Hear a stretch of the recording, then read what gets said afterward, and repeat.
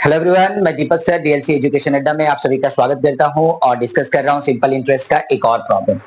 तो ये है question number 11 West Bengal board class 10 maths का सिंपल इंटरेस्ट चैप्टर 2 है ये। तो चैप्टर 2 का हम लोग अभी सॉल्यूशन कर रहे हैं। क्वेश्चन नंबर 11 बहुत ही सिंपल क्वेश्चन है। Let us calculate the number of years, मतलब आपको टाइम बताना है। Let us calculate the number of years for which the interest of लिखा है, द इंटरेस्ट ऑफ ₹600, यानी कि ये प्रिंसिपल है। द इंटरेस्ट ऑफ 600 मतलब 600 का इंटरेस्ट निकालना है at the rate of simple interest of 8%। Rate कितना है? 8% है पर एनम। Will be 168। बहुत सिंपल क्वेश्चन है। कह रहा है कि यदि प्रिंसिपल 600 हो, यदि प्रिंसिपल 600 हो और रेट ऑफ इंटरेस्ट जो है वो 8% पर एनम हो और इसके ऊपर में सिंपल इंटरेस्ट यदि आपको 168 रुपीज हो, तो टाइम कितना होगा?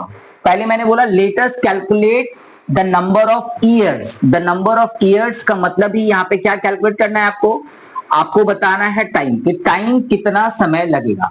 तो देखिए आपके पास एक प्रिंसिपल है, एक रेट है, एक सिंपल इंटरेस्ट है, टाइम है।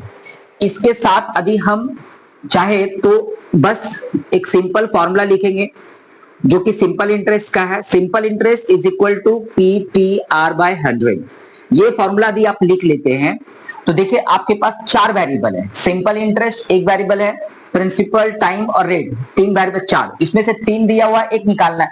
तो चलिए वैल्यू पुट कर लेते हैं। 168/1 इज इक्वल टू प्रिंसिपल कितना बोला है? 600।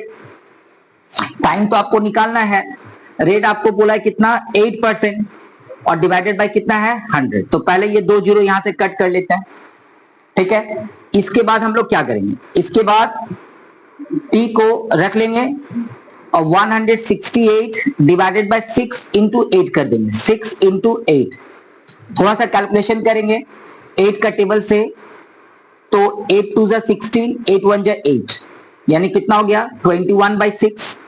3 का टेबल से रिड्यूस करेंगे तो 3 का टेबल से 3 7 जा 21, 3 2 जा 6 यानी 7/2। इसको यदि आप लिख सकते हैं 3 होल 1/2 ईयर्स, मतलब 3.5 साल, या 3.5 ईयर्स, 3.5 साल। यानी कि टोटल टाइम कितना लगेगा? प्रिंसिपल है 600 रुपया, रेट ऑफ इंटरेस्ट है 8%, सिंपल इंटरेस्ट है 168। तो टाइम क्या होगा? तो टाइम के लिए हमने क्या किया, बस टाइम का भी मैं डायरेक्टली फॉर्मूला यहाँ पे लिख सकता हूं। जैसे कि टाइम इज इक्वल टू क्या होगा? Time is equal to simple interest into 100। देख सकते हैं, सिंपल इंटरेस्ट इंटू 100 आप लिख सकते हैं। और टाइम आपको निकालना है तो P और R को आपको क्या करना होगा? डिवाइड में भेजना होगा। तो आप डायरेक्टली इस फॉर्मूला को भी यूज करके आप बना सकते हैं।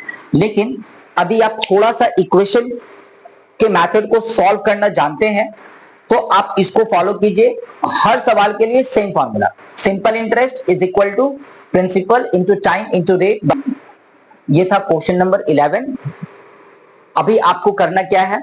यदि ये डिस्कशन अच्छा लगा तो प्लीज लाइक एंड शेयर कर दीजिए अपने दोस्तों में, और यदि चैनल पर नए हैं तो सब्सक्राइब कर लीजिए।